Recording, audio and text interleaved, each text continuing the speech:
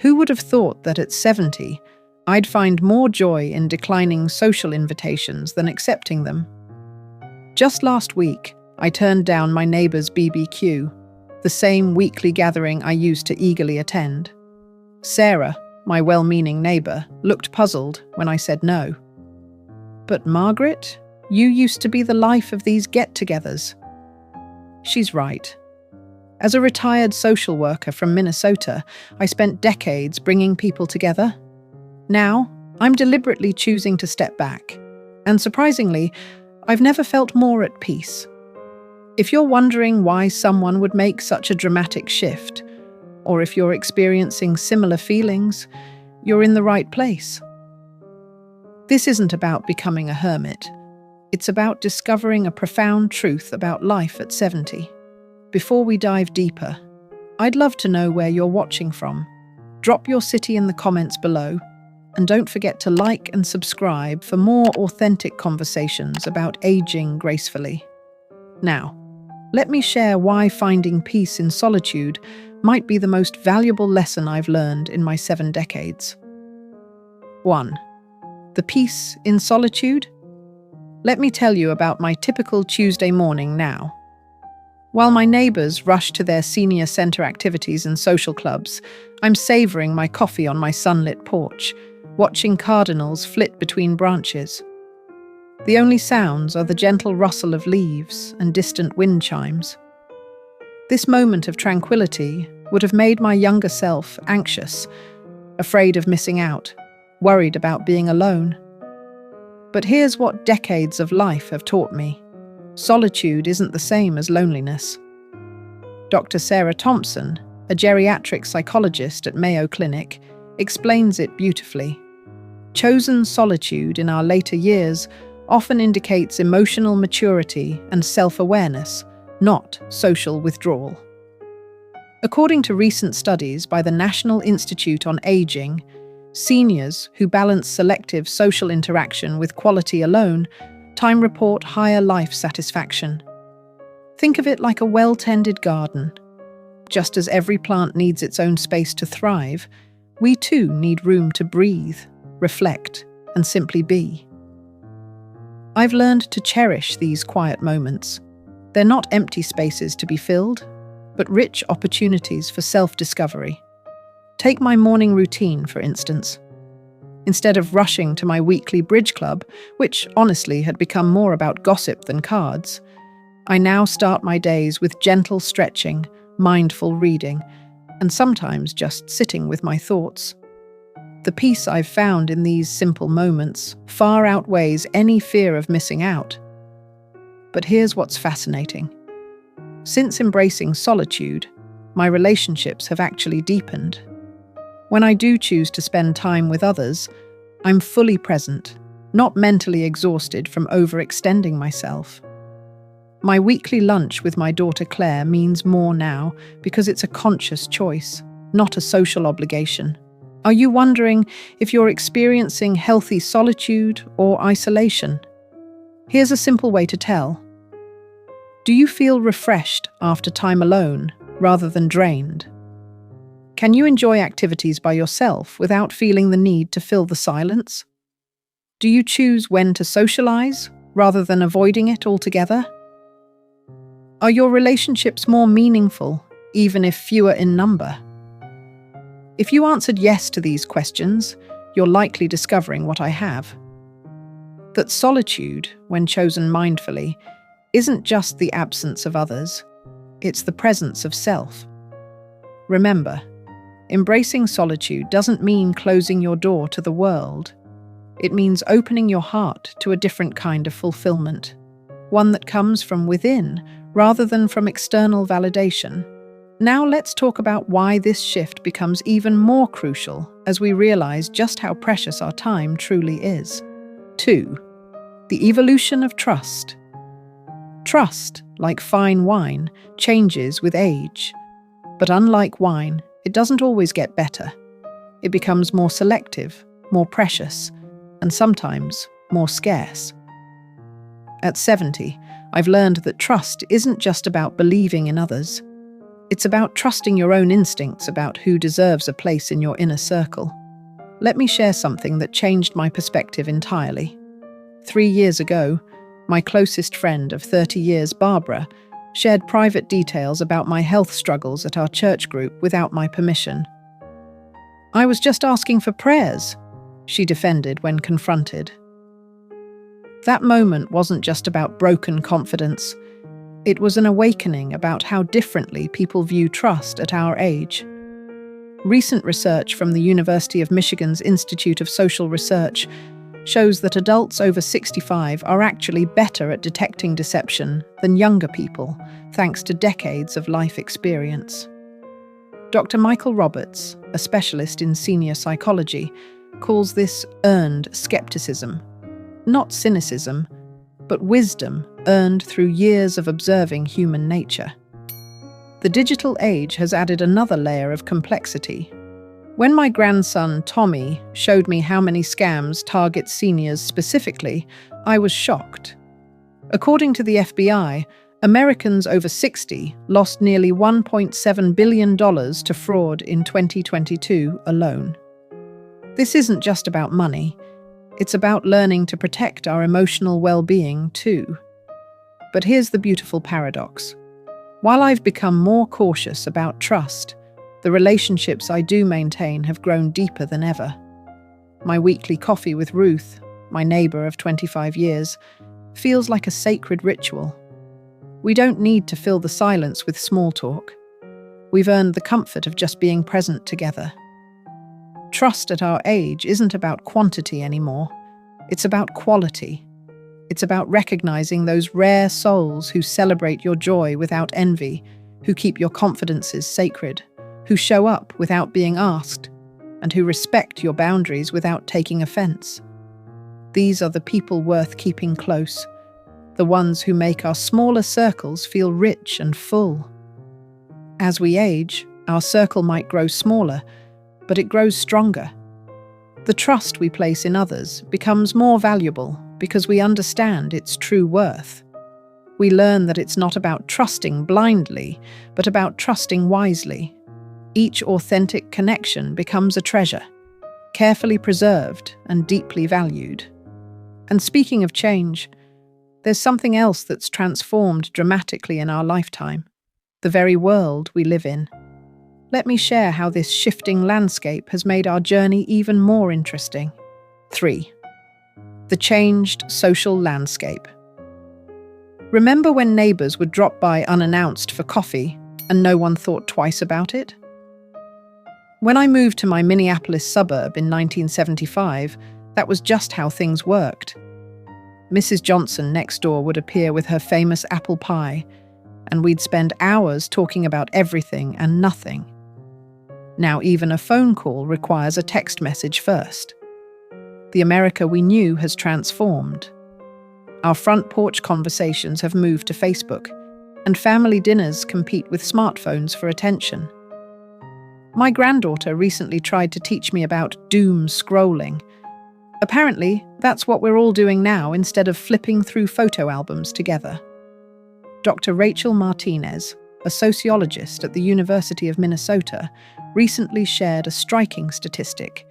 The average American over 65 spends more time alone now than at any point in the last century. But here's what fascinates me. It's not necessarily because we're more isolated. We're just connecting differently. Take my friend Eleanor, for instance. After her husband passed, she joined a virtual book club. Initially, I thought it seemed impersonal, but watching her light up during these weekly Zoom meetings changed my perspective. She's connected with readers from Florida to Oregon, finding friendship in ways we couldn't have imagined in our younger years. Yet something fundamental has been lost in this digital transformation. The spontaneity of human connection, the unexpected visit, the chance encounter at the grocery store that turns into an hour-long conversation. These moments have become increasingly rare. We've gained convenience, but lost serendipity. Our retirement communities reflect this change too. The activity centres are equipped with Wi-Fi and computer classes, But the card game groups are dwindling. My weekly bridge club, once 12 members strong, now struggles to find 4 players. Not because people don't want to connect, but because they're connecting differently. This new landscape isn't entirely better or worse, it's just different. And at 70, I've learned to be selective about how I navigate it. I choose in-person coffee dates over Facebook likes, but I also appreciate the ability to FaceTime with my grandchildren in Seattle. It's about finding balance in this changed world. As we adapt to these social shifts, another crucial aspect demands our attention: the way we manage our time in this new reality, the peace in solitude. There's a profound difference between being alone and feeling lonely, a truth I discovered quite by accident one Sunday morning last fall. Instead of rushing to my usual church service, I found myself sitting in my garden, watching the morning light dance through autumn leaves. In that moment of stillness, I felt more connected to myself than I had in years of social gatherings. You see, our generation was taught that being alone meant something was wrong. "Margaret, you need to get out more," my well-meaning daughter often says. But what if we've been looking at solitude all wrong? What if it's not a void to fill, but a space to treasure? Dr. Elizabeth Chen from Harvard's Aging Research Center recently published a fascinating study. It turns out that seniors who embrace periods of solitude show better emotional regulation and higher life satisfaction. It's not about isolation, she explains, but about choosing moments of peaceful solitude in a world that never stops talking. I've noticed this in my own life. Since giving myself permission to decline social invitations without guilt, my anxiety has decreased significantly. Those quiet morning hours with my coffee and crossword puzzle, the afternoon walks where I stop to really look at flowers instead of rushing to the next activity, these moments have become sacred. My friend Thomas, a retired high school principal, shared something similar. After his wife passed, everyone pushed him to join groups and stay busy. Instead, he found peace in tending to his garden alone. In the quiet, he told me, I can hear my own thoughts again. Sometimes that's the best conversation of all. This isn't about becoming a hermit or cutting off connections. Rather, it's about finding the right balance. Some days, I cherish lunch with my closest friend, Ruth. Other days, I relish the quiet of my own company. Both have their place, their purpose, their beauty. The peace in solitude comes from understanding that being alone isn't a punishment or a failure. It's a gift, one that allows us to reconnect with ourselves, to hear our own wisdom, to move at our own pace in a world that often moves too fast. As we embrace this peace, we naturally become more selective about our social connections, which brings me to another important realization. 5. Financial independence and social choices. Money talks, but at 70, I've learned it should never dictate who we spend time with. Yet the reality of retirement and fixed incomes often influences our social choices more than we'd like to admit. Let me share something personal. Last month, I declined a cruise reunion with my college friends. Not because I didn't want to go, but because I've learned to prioritize my financial peace of mind over social obligations. After retiring from social work, I quickly realized that managing my resources wasn't just about dollars and cents. It was about protecting my independence. My financial advisor, Janet Miller, put it perfectly. Social pressure in retirement can be one of the biggest threats to financial stability that no one talks about. Consider this. The average American senior spends nearly $3,800 annually on social activities, according to recent AARP research. That's a significant portion of many retirees' fixed incomes. But here's what I've discovered. Meaningful connections don't require expensive dinners or costly group trips. Some of my most treasured moments now cost nothing at all. My Saturday morning walks with Susan, where we bring our own coffee in thermoses, mean more than any fancy restaurant lunch. We've replaced expensive outings with potluck dinners, where conversation and laughter are the real currency being exchanged. This shift in perspective has been liberating. I no longer feel compelled to join every group activity or contribute to every social fund. Instead, I choose experiences that align with both my financial values and my desire for meaningful connection. Sometimes that means saying no to a charity gala and yes to volunteering at the local library instead. Financial independence at our age isn't just about having enough money. It's about having the wisdom to use it in ways that truly enrich our lives. When we free ourselves from social spending pressure, we often discover that the most valuable connections don't come with a price tag. Speaking of valuable connections, let's explore how quality relationships have taken on new meaning in our golden years. 6. Quality relationships versus quantity. At 20, my address book was bursting with names. At 70, it's thinner, but far more precious. Each name that remains represents not just a contact, but a relationship that has weathered time, change, and life's inevitable challenges. The shift from quantity to quality wasn't a conscious decision. It was a natural evolution that came with understanding what truly matters. Last Christmas brought this into sharp focus. Instead of hosting our usual large holiday gathering with dozens of acquaintances, I invited only my closest circle: my daughter Claire, my best friend Ruth, and my sister Jane. The intimacy of that evening, the depth of our conversations, the genuine laughter we shared, it felt more fulfilling than any large party I'd ever thrown. Dr. William Foster, a relationship expert specializing in aging, explains this phenomenon.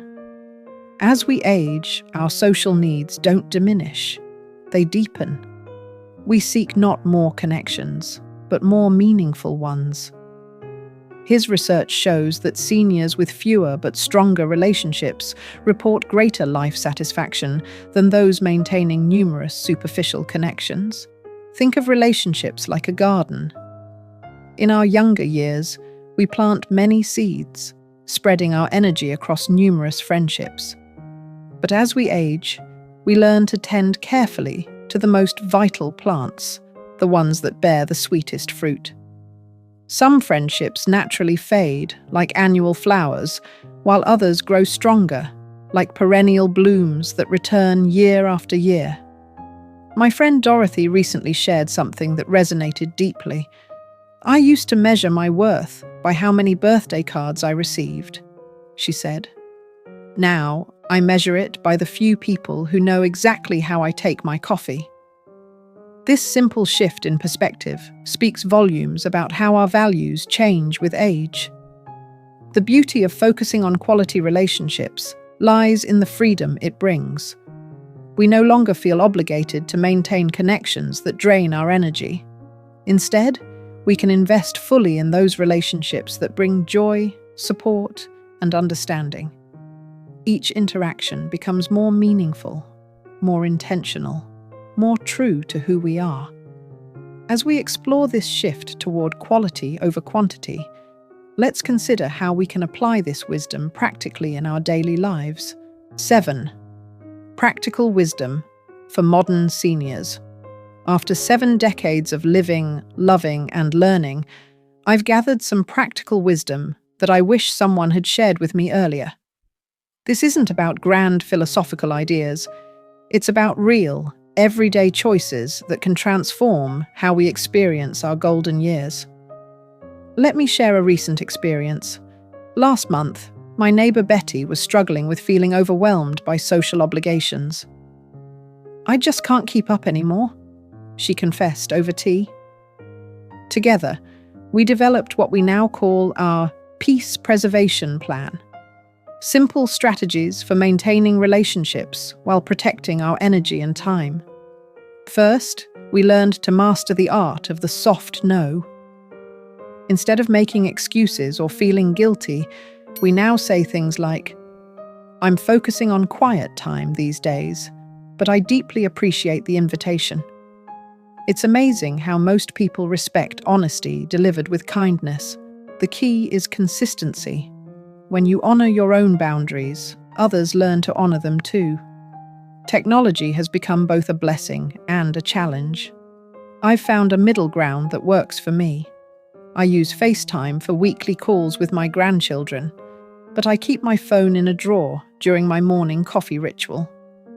It's about creating intentional spaces for connection while preserving periods of peace. Managing energy has become as important as managing time. I've noticed that my capacity for social interaction varies greatly depending on the day. Some mornings I wake up ready to engage with the world. Others, I need solitude to recharge. Learning to listen to these internal rhythms has been revolutionary. Dr. Patricia Martinez, a geriatric wellness specialist, confirms this approach. Seniors who tune into their natural energy patterns and honor them tend to maintain better emotional and physical health. She suggests creating what she calls energy anchors, reliable daily practices that help maintain our balance. For me, these anchors include a quiet breakfast, watching birds at my feeder, an afternoon walk, sometimes alone, sometimes with a friend, and evening reading time. These aren't just activities. They're touchstones that keep me grounded in who I am and what I need. Perhaps most importantly, I've learned to trust my instincts about people and situations. That subtle unease we sometimes feel. It's often our accumulated wisdom trying to protect us. At our age, we've earned the right to listen to that inner voice without apology. The beauty of these practical approaches is that they can be adapted to anyone's circumstances. It's not about following a strict set of rules, but about finding what brings you peace and purpose in this chapter of life. As we wrap up our exploration of these insights, let's consider how we can move forward with confidence and grace. So here I am at 70, finally understanding that avoiding people isn't a sign of becoming antisocial. It's evidence of becoming wiser. As my friend Ruth jokes, we're not antisocial, we're selectively social. It's like having a VIP list for your life.